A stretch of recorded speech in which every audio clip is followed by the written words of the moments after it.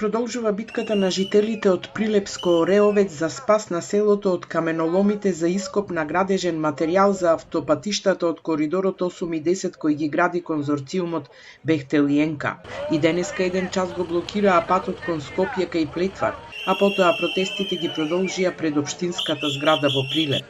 Револтирани се што новата влада на крајот од јули ја додели концесијата на јавното предпријатие за државни патишта и покрајнивните барања ископот да се дислоцира на друга локација каде не се загрозуваат куќите со минирањата и не се загадува животната средина и изворите за вода во Ореовец. По подкрепа на нашите аргументи ги имаме и вештите наоди од вештите лица кои буквално укажуваат на опасноста која престои од сите аспекти и по однос на животната средина и природата и по однос на изворите и по однос на спротивставеноста на самата одлука со законот од причини што за село Ореовец е донесен во 2022 година детален урбанистички план, па така издадената концесија со оваа одлука е незаконита.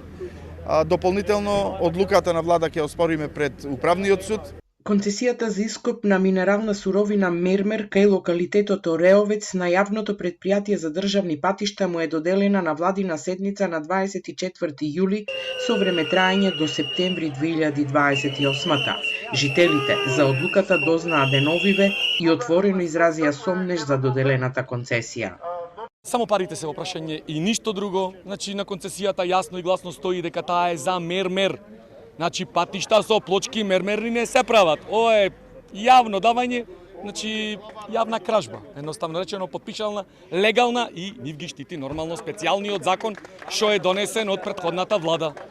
Значи, можеме да кажеме, ако во почетокот беше незаконско работењето на странската фирма Бехтел и Енка, со доаѓањето на новата власт е веќе озаконето, подпишана е концесија за ископ.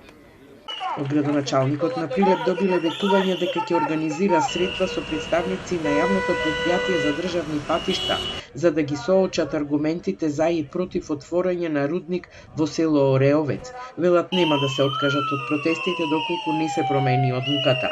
Неодамна премиерот Мицкоски рече дека единствено решение е да се користи варовник од друго место, што ќе ја чини државата дополнителни 18 милиони евра.